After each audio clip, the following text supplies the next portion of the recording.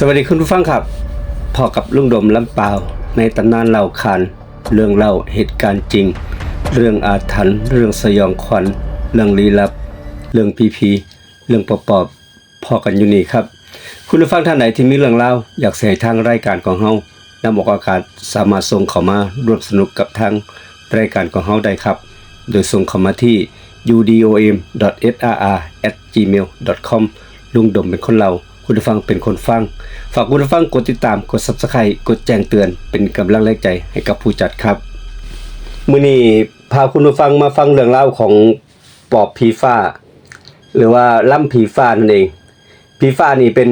ความเชื่อของคนอีสานครับมีมาโดนแล้วครูคนอีสานเวลาคนเจ็บไข้ได้ป่วยสมัยตะกี้ลงหมอไก่ครับเนื่องจากบางคนก็ใส่แบบวิธีไสยศาสตร์รักษาคนเจ็บคนไข้คนป่วยมีลำผีฟ้านี่เป็นร่างคล้ายๆร่างทรงนะครับคุณผู้ฟังครับเป็นพิธีกรรมอีกพิธีกรรมหนึ่งที่คนอีสานได้เชื่อถือแล้วก็ศรัทธาครับลำผีฟ้านี่เป็นประเพณีที่คนอีสานเพิ่นฝังลึกอยู่ในวัฒนธรรมและวิถีชีวิตของคนอีสานโดยเฉพาะในภาคตะวันออกเฉียงเหนือครับเกี่ยวข้องกับการรักษาโรคพิธีกรรมนี่มีความเชื่อว่า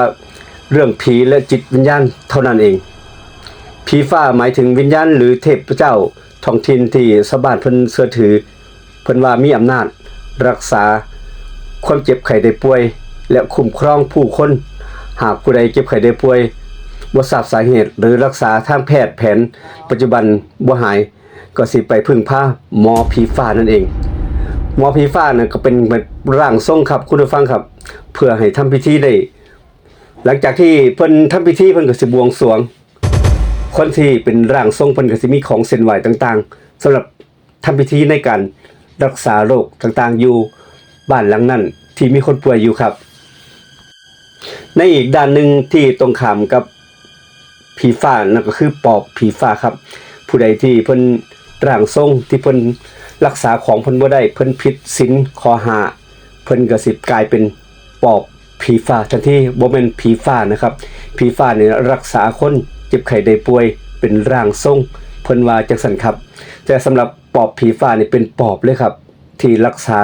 ศีลรักษาปฏิบัติบ่ได้ก็เลยกลายเป็นว่าปอบผีฟ้านั่นเองแต่ในความเชื่อของไทบ้านว่ามีหมอผีฟ้านี่แหละผู้เพิ่นที่รับใช้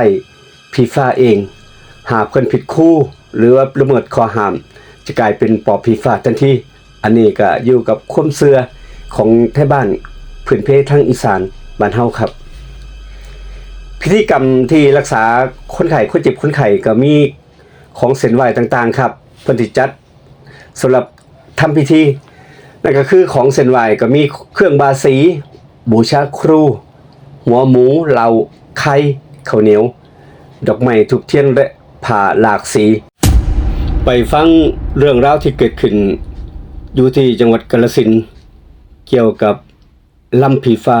รักษาคนเจ็บคนป่วยครับในหมู่บ้านแห่งหนึ่งเป็นบ้านนี่บ้านใหม่ยกพื้นสูงทางจังหวัดกาฬสินธุ์นี่แหละมีครอบครัวหนึ่งเพิ่นมีลูกที่ล้มป่วยโดยที่บ่ทราบสาเหตุไปรักษาที่โรงพยาบาลก็บ่ทรงบ่เศร้าหมอแพทย์ปัจจุบันเบิดปัญญายอมแพ้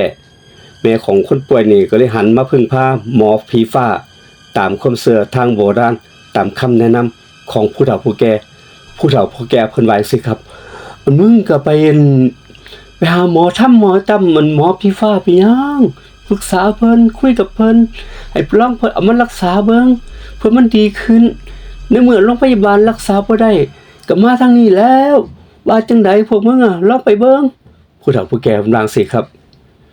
ในคืนหนึ่งมีพิธีกรรมลำผีฟ้านี่ถูกจัดขึ้นภายในบ้านมีร่างทรงเป็นผู้นำพร้อมกับลูกทีมอีก5-6คน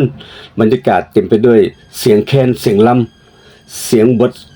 รำบทสวดร่างมนต์เรียกผีฟ้านั่นเองหมอผีฟ้าหรือว่าร่างทรงนี่ครับเพิ่นก็ได้ผูกผ้าหลากสีรอบเอวเริ่มทำพิธีอัญเชิญผีฟ้าเพื่อว่ามาสื่อสารบอกเหตุบอกเรื่องร้ายร่างทรงเพิ่นก็สิเชิญผีฟ้า ลงมาประทับกับตัวเพิ่นเองเพิ่นก็ใส่ถ้อยคำที่เป็นคำโบราณที่คนทั่วไปฟังบ่เข้าใจครับแต่ญาติผู้ป่วยนั้นเริ่มสิเชื่อว่าผีฟ้าสิสีทางให้รักษาให้คนเจ็บคนป่วยได้ช่วงได้เศร้าครับ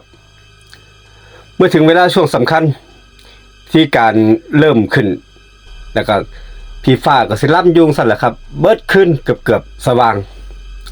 พอถึงจุดพีคของพิธีกรรมครับในช่วงสำคัญหมอผีฟ้านี่ก็เอาไข่ต้มอยู่ที่ในพระราชพิธีนั่นแหละอยู่ในพิธีนั่นแหละเพิ่นสิเอาไข่ต้มที่เอามาสำหรับบวงสรวงมาเป็นเครื่องเสียงทายว่าคนเจ็บคนป่วยนี่ไปในทิศทางใดสิรักษาแบบใดเพิ่นวาจั่งซี้ครับทันทีที่หมอผีฟ้าแกะไข่ต้มเนื้อนั้นออกมาดูเพิ่นก็ได้แต่เอ่ยคำว่าโอ้โหโอ้โหเกิดเรื่องใหญ่แล้วตัวเนี่ยโอ้มันบ่เป็นธรรมดาผีปอบต่างหากที่เข้าสิงลูกพวกเจ้าโอ้ยมันเรื่องใหญ่แล้วนี่บ่แม่นแล้วทุกคนในบ้านเงียบกริบบรรยากาศเปลี่ยนจากทุกอย่างทุกสิ่งทุกอย่างหนักอึ้งทุกคนเงียบสนิทกับคำบอกเล่าของหมอผีฟ้าครับร่างทรงบอกต่อไปว่าเด็กน้อยคนเนี่ยรักษาบ่ได้ดอกผีฟ้ารับบ่ได้เพิ่นว่าจั่งซี้ครับผีฟ้าเพิ่นว่าเพิ่นรับบ่ได้รับกับโรคที่เด็กน้อยคนนี้เป็นอยู่เนี่ยรับบ่ได้รักษาบ่ได้จากที่เพิ่นแกะไขมาเบิ่งครับจะด้วยเหตุใดเพิ่นบ่รู้แต่เพิ่นบอกว่าเด็กน้อยคนนี้โดนปอบกัดกินใส่กินพุงเกือบสิเบิดแล้วเพิ่นว่าจั่งซี้ครับญาติได้แต่มองหน้ากันทำใจกับเรื่องราวที่จะเกิดขึ้นหลังจากพิธีกรรมเสร็จสิ้นเด็กน้อยคนนี้ก็เริ่มมีอาการแปลกๆครับเขามักนั่งจ้องอากาศแล้วก็เว้าอยู่ผู้เดียวกินข้าวบ่ลงแต่กลับกินของดิบๆคร่าวๆอ้าวเป็นจังซั่นไปฮะพี่น้องว่าจั่งใดครับจากเสียงคำเล่าลือของคนไทยบ้านเพิ่นก็ว่าทราบว่าเด็กน้อยคนนี้กลายเป็นปอบแล้วปอบกินสิเบิดแล้วพวกเขาให้จังได๋ดีแต่บ้านเพิ่นก็ลือกันคุยกันแซวบางคนก็บอกว่าไปให้มันไปอยู่เมืองอื่นไปโลดไปอยู่นี่บ่ได้ดอกบางคนก็บอกว่าแล้วตนเขาสิให้เขาไปอยู่ไสเอ้าถ้าเขาอยู่เฮาก็เดือดร้อนติล่ะหลายปากหลายเสียงไทบ้านเสียงแตกครับแล้วในที่สุดก็เกิดเหตุการณ์ขึ้นไทบ้านสรุปแล้วว่าไล่ครอบครัวนี้ไปอยู่เมืองอื่นบ่ให้อยู่นี่ถ้าคืนอยู่นี่เกิดเรื่องแน่ๆแล้วก็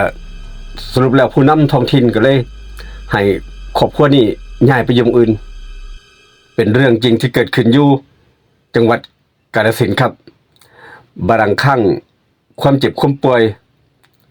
จากคนธรรมดาก็กลายเป็นคำพิพากษาของทางสังคมความเชื่อเรื่องผีวิญญาณหรือพิธีกรรมก็สามารถชี้ชะตาชีวิตของคนครอบครัวหนึ่งได้เป็นเรื่องที่เกิดขึ้นจริงเรื่องจริงที่เกิดขึ้นอยู่จังหวัดกาฬสินธุ์ครับลุงดมลำเปล่านำมาเล่าให้กับคุณผู้ฟังได้ฟังกัน